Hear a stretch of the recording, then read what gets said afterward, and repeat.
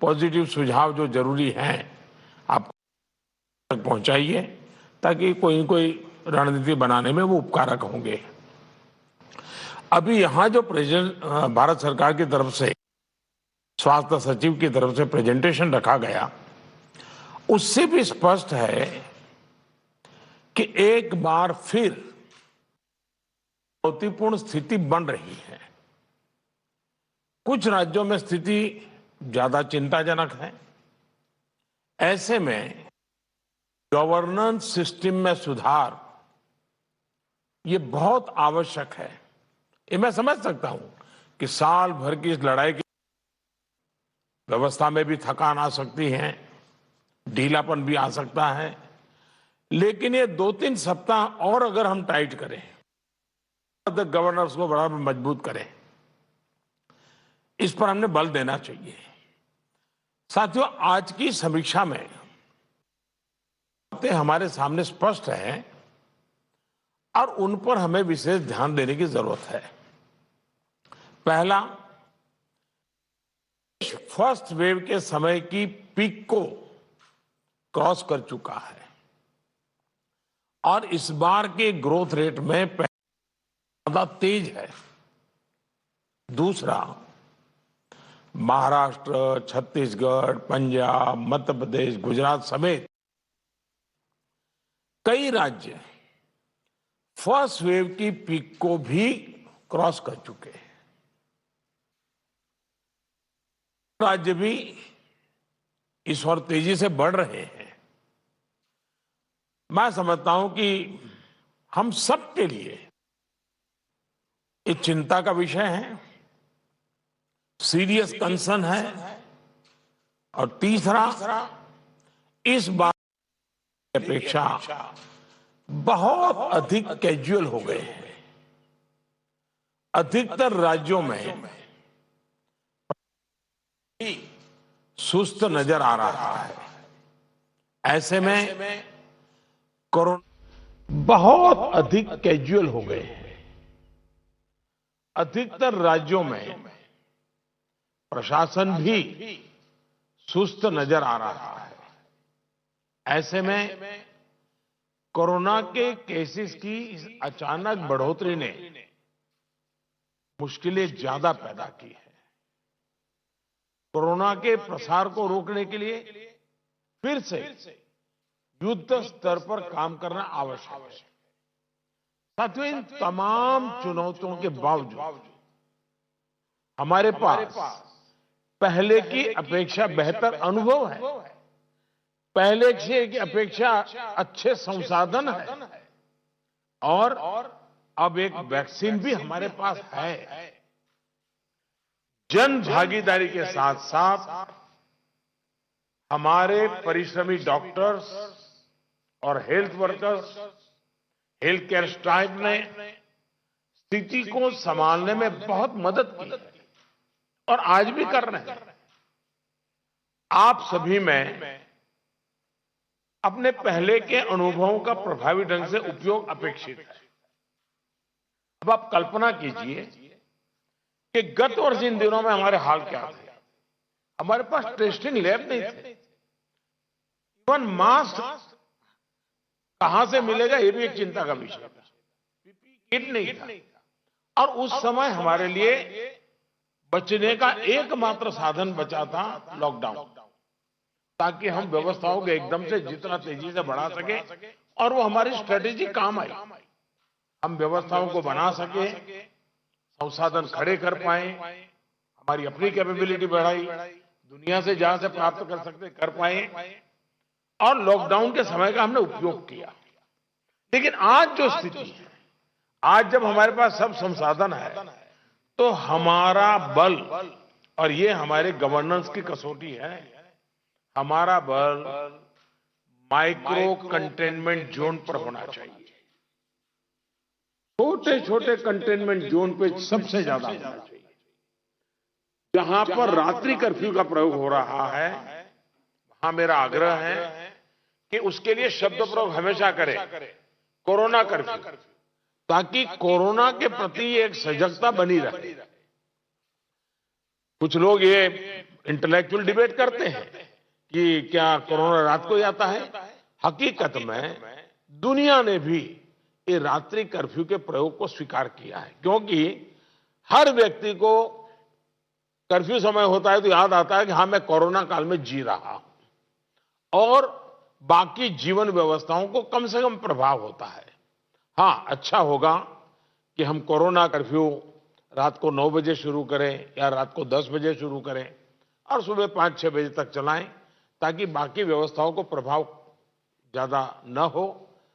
और इसलिए उसको कोरोना कर्फ्यू के नाम से ही प्रचलित करें। और कोरोना कर्फ्यू एक प्रकार से लोगों को एजुकेट करने के लिए काम आ रहा है, अवेयरनेस के लिए काम आ रहा है, तो हमने इसके तरफ ध्यान देने के। लेकिन मैंने पहले कहा, अब हमारे पास व्यवस्था इतनी हो चुकी है, माइक्रो कंटेनमेंट जोन, उसी पर बल दीजिए, आपको अच्छे परिणाम मिलेंगे। हां, उसमें जरा सरकार को थोड़ी मेहनत ज्यादा पड़ती है, गवर्नेंस को टाइट रखना पड़ता है, हर चीज को माइन्यूटली ऑब्जर्व करना पड़ता है, लेकिन ये मेहनत रंग लाएगी, ये मुझ पर विश्वास कीजिए। दूसरी बात है, हमने पिछली बार कोविड का आंकड़ा 10 लाख एक्टिव केसेस से 1.25 लाख तक नीचे लाकर दिखा दिया था। ये जिस रणनीति पर चलते हुए संभव हुआ, वो आज भी उतने ही सटीक है। और मजा देखिए, उस समय सफलता हम ही लोगों ने पाई थी, तब संसाधन भी कम थे। आज तो संसाधन ज्यादा है और अनुभव भी ज्यादा है, और इसलिए हम इस पीक को बहुत तेजी से नीचे ला सकते हैं, पीक को ऊपर जाते रोक भी सकते हैं। और अनुभव कहता है कि test, track, treat, Covid appropriate behaviour और कोविड मैनेजमेंट, इन्हीं चीजों पर हमें बल देना है। और आप देखिए, अब एक विषय ऐसा आया है, मैं आप सभी मुख्यमंत्रियों से आग्रह करता हूं कि आप अपने राज्य की मशीनरी के द्वारा थोड़ा अगर एनालिसिस करें, सर्वे करें, और एक सवाल का जवाब हमें मिल सकता है क्या, मैं इसको सवाल के रूप में कह रहा हूं। होता क्या है कि इन दिनों कोरोना में, ये थोड़ा वेरिफिकेशन का विषय है, लेकिन आप भी उसको राज्य में करवा सकते हैं। पहले कोरोना के समय क्या होता था, हल्के फुल्के सिम्टम्स में लोग डर जाते थे तो तुरंत एक्शन लेते थे। दूसरा, इन दिनों बहुत पेशेंट असिम्टोमेटिक है और उसके कारण उनको लगता है तो ऐसे ही थोड़ा जुकाम हो गया, ऐसा हो गया, कभी कभी तो वो भी नजर नहीं रहा, और उसके कारण वो परिवार में पहले की तरह ही जिंदगी जीते हैं और परिणाम स्वरूप पूरा परिवार लपेट जाता है और फिर इंटेंसिटी बढ़ती है। तब हमारे ध्यान आता है, जो आज परिवार जो इसमें लपेट में आ रहे हैं, उसका मूल कारण है शुरुआत एसिम्टोमेटिक से होती है और केयरलेस होती है। उसका उपाय क्या है? उसका उपाय है प्रोएक्टिव टेस्टिंग। हम जितना ज्यादा टेस्टिंग करेंगे तो एसिम्टोमेटिक जो पेशेंट होगा वो भी ध्यान में आ जाएगा, तो परिवार में होम क्वारंटाइन वगैरह ढंग से कर लेगा। वो परिवार के साथ जैसे नॉर्मल जिंदगी जीता है वो नहीं जिएगा, और इसलिए पूरा परिवार जो आज सब लपेट में आ जाता है उसको हम बचा सकते हैं। और इसलिए हम अभी चर्चा जितनी वैक्सीन की करते हैं, उससे ज्यादा चर्चा हमें टेस्टिंग की करने की जरूरत है, बल टेस्टिंग पर देने की जरूरत है। और हमने सामने से टेस्टिंग के लिए जाना है, उसको तकलीफ हो और फिर टेस्टिंग करने के लिए आए और फिर उसको पॉजिटिव नेगेटिव मिल जाए, और वो मैं समझता हूं क्रम हमारे लिए थोड़ा बदलना पड़ेगा। हमारे पास वायरस को कंटेन करने के लिए एक अहम तरीका है कि हम ह्यूमन होस्ट को कंटेन करें। मैंने पहले भी कहा था, ये कोरोना एक ऐसी चीज है कि जब तक आप उसको लेकर के नहीं आओगे घर में नहीं आता है, और इसलिए ह्यूमन सोर्स जो है हर एक को हमने जागरूक करना पड़ेगा, उसने नियमों का पालन करना होगा, ये बहुत आवश्यक है। और निश्चित तौर पर इसमें टेस्टिंग और ट्रैकिंग की बहुत बड़ी भूमिका है। हम टेस्टिंग को लाइट न लें। टेस्टिंग को हमें हर राज्य में इतना बढ़ाना होगा कि पॉजिटिव रेट कैसे भी करके 5% के नीचे ला करके रख जाए। और आपको याद होगा, शुरू में जब कोरोना की खबरें आने लगी तो हमारे यहां कंपटीशन होने लगी। वो राज्य तो निकम्मा है, वहां बहुत बढ़ गया, फलाना राज्य बहुत अच्छा कर रहा है, राज्यों की आलोचना करना बड़ा फैशन हो गई थी। तो पहली मीटिंग में मैंने आप सबसे कहा था कि संख्या बढ़ने से आप जरा भी चिंता मत कीजिए, उसके कारण आपको आपका परफॉर्मेंस बुरा है, प्रेशर में मत रहिए, आप टेस्टिंग पर बल दीजिए। और वो बात मैं आज भी कह रहा हूं, संख्या ज्यादा है इसलिए आप गलत कर रहे हैं, ये सोचने की जरूरत नहीं है। आप टेस्टिंग ज्यादा करते हैं, उसके कारण पॉजिटिव केस नजर आते हैं, लेकिन बाहर निकलने का रास्ता वही है।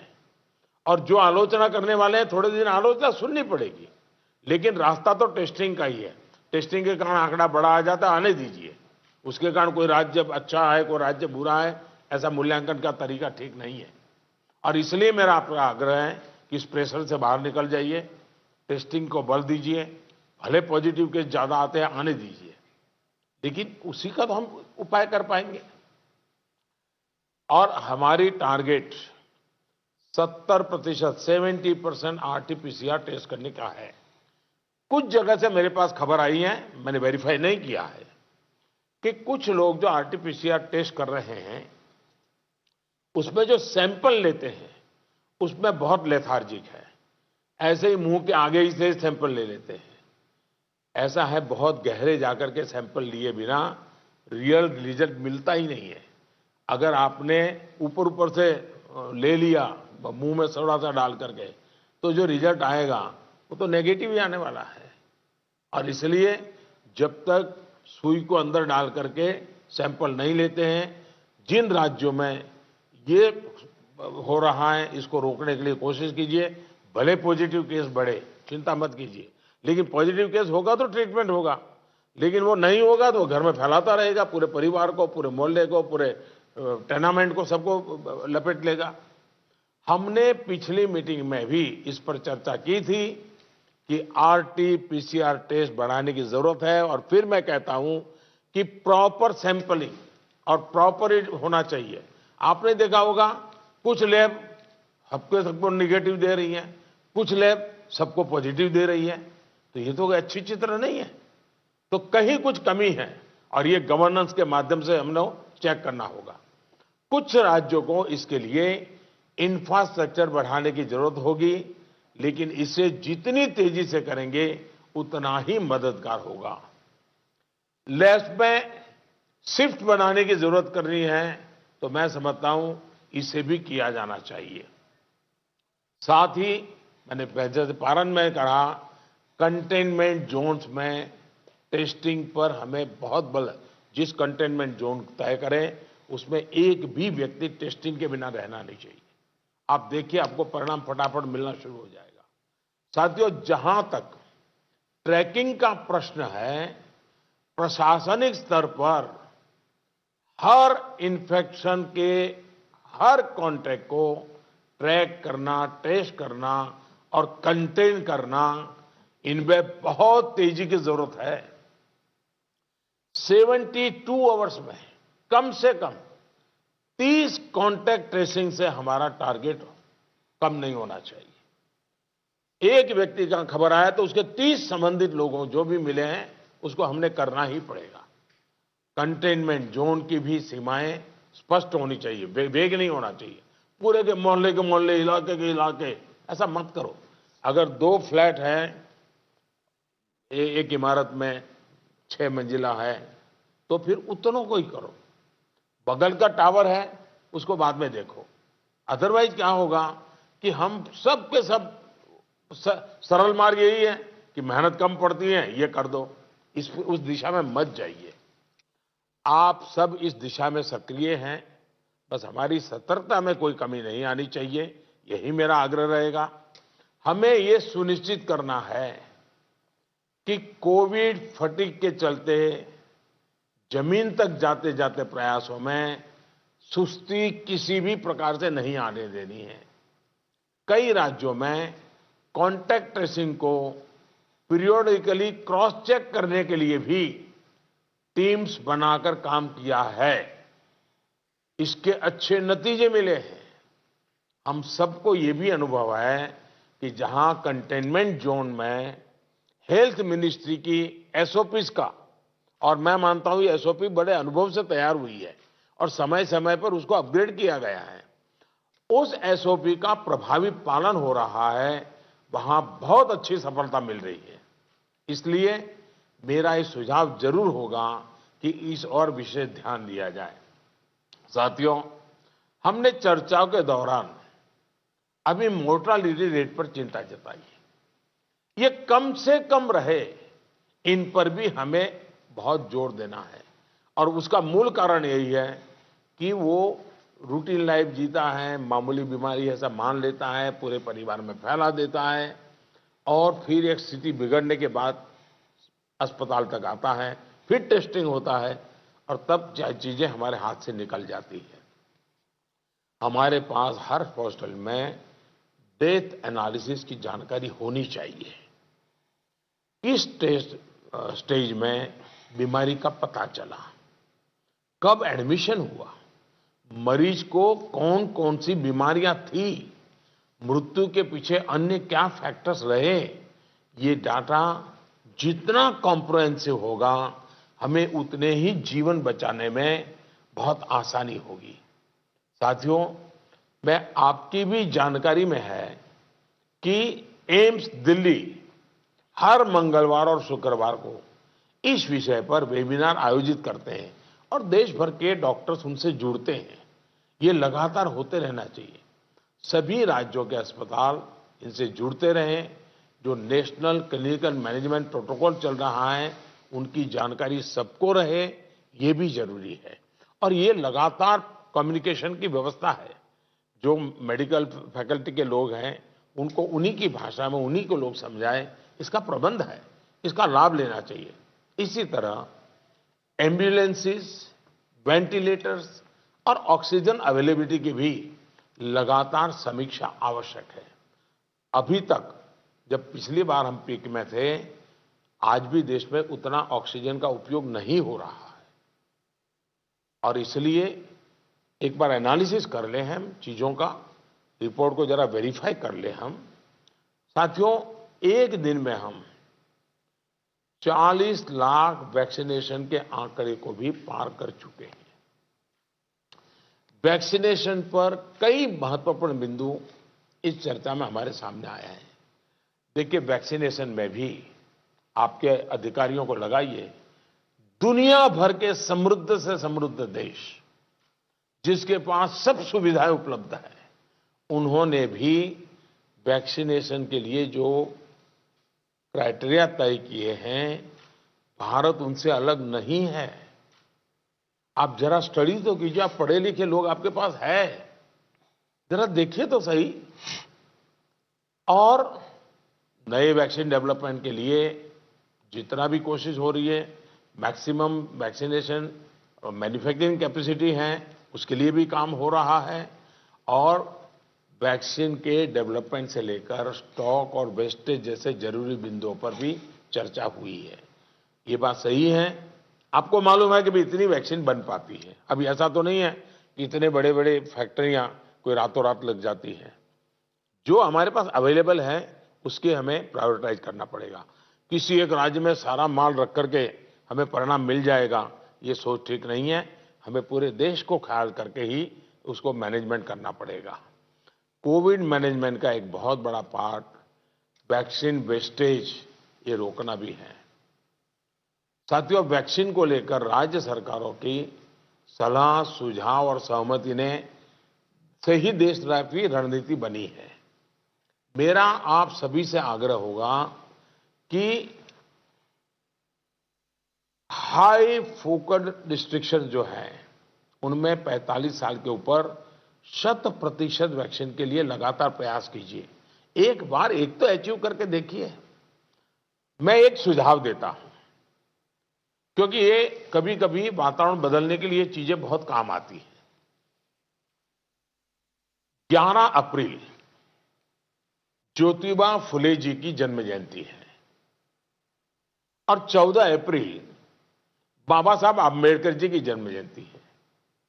क्या हम 11 अप्रैल से 14 अप्रैल पूरे अपने राज्य में टीका उत्सव मना सकते हैं? एक पूरा वातावरण क्रिएट कर सकते हैं टीका उत्सव का। एक विशेष अभियान चलाकर हम ज्यादा से ज्यादा एलिजिबल लोगों को वैक्सीनेट करें, जीरो वेस्टेज तय करें हम। 3-4 दिन जो है टीका उत्सव में जीरो वेस्टेज होगा। वो भी हमारी वैक्सीनेशन कैपेसिटी को बढ़ा देगा। हमारी वैक्सीनेशन कैपेसिटी का ऑप्टिमम यूटिलाइजेशन ये हम लोग करें। और इसके लिए अब हमें यदि वैक्सीनेशन केंद्रों की संख्या बढ़ानी है तो उसको भी बढ़ाएं। पहले एक बार देखें कि हम 11 से 14 अप्रैल किस प्रकार से चीजों को मोबिलाइज कर सकते हैं। एक अचीवमेंट का सेटिस्फैक्शन मिलेगा, वातावरण बदलने में बहुत काम आएगा। और मैं भारत सरकार को भी मैंने कहा हुआ है कि जितनी मात्रा में हम वैक्सीनेशन पहुंचा सकते हैं पहुंचाने का प्रयास करें। हमारा प्रयास यही होना चाहिए कि इस टीका उत्सव में हम ज्यादा से ज्यादा लोगों को वैक्सीनेट करें और वो भी एलिजिबल वर्ग को।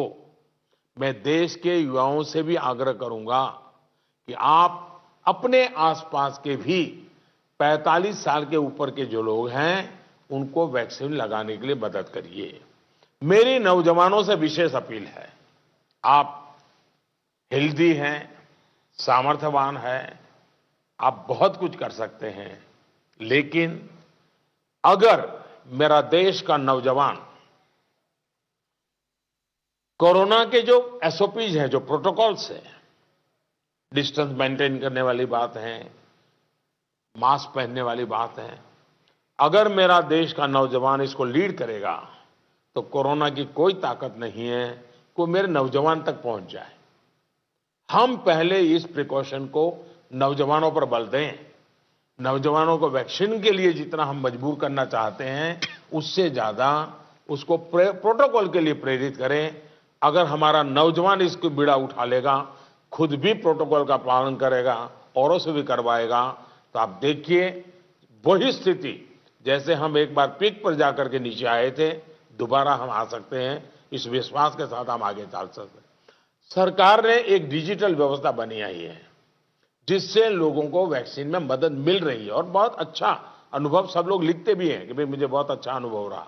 लेकिन इस डिजिटल व्यवस्था से जुड़ने में जैसे भी परेशानी आ रही है, जैसे गरीब परिवार हैं उनके लिए टेक्नोलॉजी का समझ नहीं है, मैं नौजवानों से कहूंगा ऐसे परिवारों को मदद करने के लिए आप आगे आइए। हमारे एनसीसी हो, हमारे एनएसएस हो, ये हमारे राज्य के जो सरकार की व्यवस्थाएं हैं उनको हम काम में लगाएं ताकि लोगों को थोड़ी मदद मिले। हमने इसकी चिंता करनी चाहिए। शहरों में एक बहुत बड़ा वर्ग है जो गरीब है, बुजुर्ग है, झुग्गी झोपड़ी में रहता है, उन तक ये बातें पहुंचाएं, उनको हम वैक्सीनेशन के लिए ले जाएं। ये हमारे वॉलेंटियर्स को, सिविल सोसाइटी को, हमारे नौजवानों को हमारी सरकारें मोबिलाइज करें और उन्हें प्राथमिकता के आधार पर हम वैक्सीन लगवाना अगर हमारा प्रयास रहेगा तो हमें एक पुण्य का काम का संतोष मिलेगा और हमें उनकी चिंता जरूर करनी चाहिए। वैक्सीनेशन के साथ साथ हमें यह भी ध्यान रखना है कि वैक्सीन लगवाने के बाद भी लापरवाही न बरते। सबसे बड़ी संकट ये हो गया है कि भाई अब मैं मुझे कुछ होगा ही नहीं। देवन से मैं कह रहा हूं, दवाई भी और कड़ाई भी। हमें लोगों को ये बार बार बताना होगा कि वैक्सीन लगने के बाद भी मास्क वगैरह जो प्रोटोकॉल्स है उसका पालन और अनिवार्य है। इंडिविजुअल लेवल पर लोगों में मास्क और सावधानी को लेकर जो लापरवाही आई है उसके लिए फिर से जागरूकता जरूरी है। जागरूकता के इस अभियान में हमें एक बार फिर समाज के प्रभावी व्यक्तियों, सामाजिक संगठनों, सेलिब्रिटीज, ओपिनियन मेकर्स अपने साथ जोड़ना होगा। और इसके लिए मेरा आग्रह है कि गवर्नर नाम की जो अपने यहाँ इंस्टीट्यूट है उसका भी भरपूर उपयोग किया जाए। क्या गवर्नर साहब के नेतृत्व में, मुख्यमंत्री जी के मार्गदर्शन में ऑल पार्टी मीटिंग, राज्य तो सबसे पहले कर लें, राज्य ऑल पार्टी मीटिंग करें और ऑल पार्टी मीटिंग करके एक एक्शनेबल पॉइंट तय करें। फिर मेरा आग्रह है कि गवर्नर साहब और मुख्यमंत्री मिलकर के जितने भी इलेक्टेड लोग हैं उनका वर्चुअल वेबिनार करें। पहले अर्बन बॉडीज का करें, फिर रूरल बॉडीज का करें, जितने लोग चुन करके आए हैं उनसे करें और उनके सामने सभी आपके असेंबली में जो जीत करके लोग आए हैं उसके जो फ्लोर लीडर हैं सब संबोधित करें, तो एक पॉजिटिव मैसेज अपने आप शुरू हो जाएगा कि भाई इसमें राजनीति नहीं करनी है, सबने मिलकर के करना है।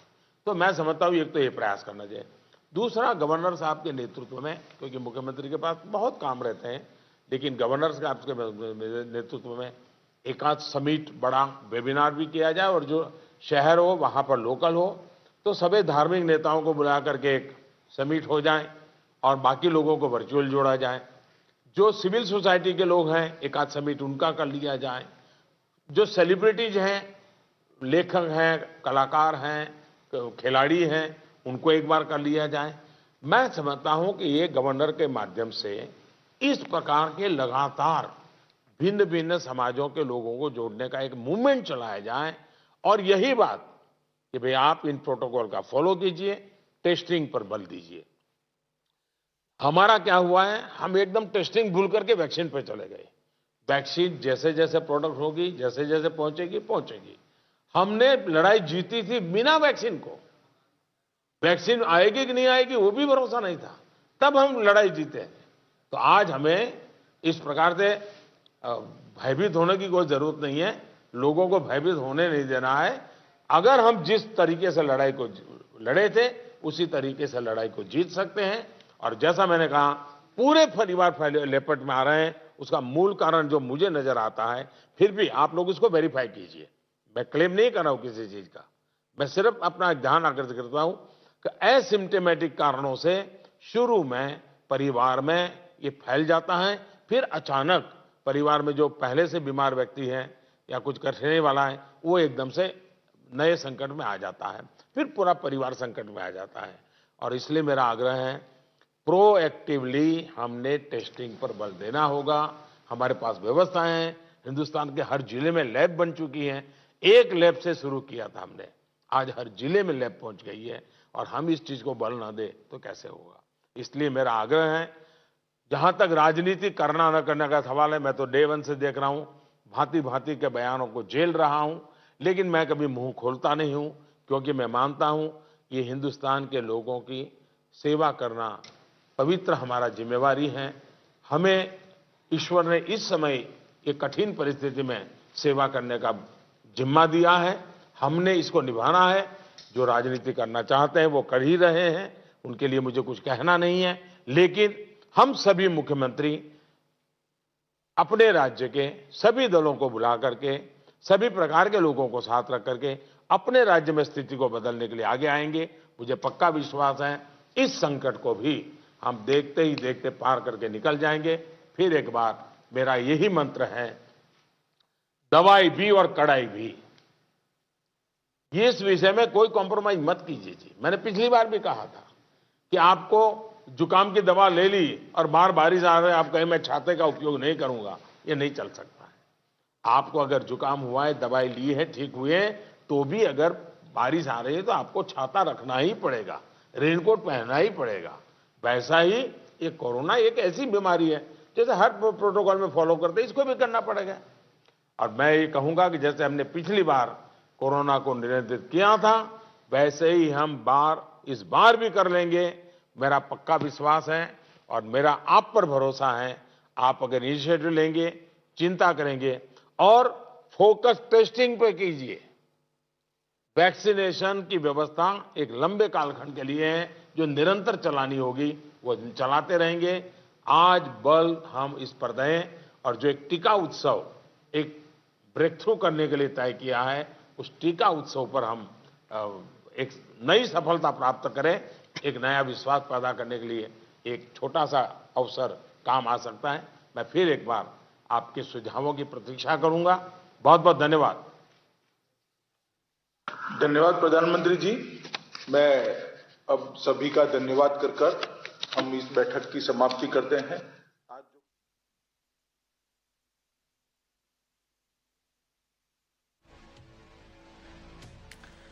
Home Minister Amit Shah also in that meeting with all the state chief ministers in attendance as they heard Prime Minister out. 5 big points. His big message to the nation include test, test and more test. Tracking and surveillance, these are still your main tools to combat COVID and nothing can replace this. He also said that we need to step up on vaccinating the vulnerable, which is obviously the elderly, those above the age of 45. They need to be our target, especially those above the age of 60 or with comorbidities, the vulnerable ones. Follow COVID norms. Everybody from people to states have become lax about it and spread awareness. He put out a detailed list of suggestions of how the states can go about spreading awareness amongst people that even when you get the vaccine, you got to follow the COVID norms. There is no other option but to follow the COVID norms. Get yourself tested on time and follow the COVID norms. So that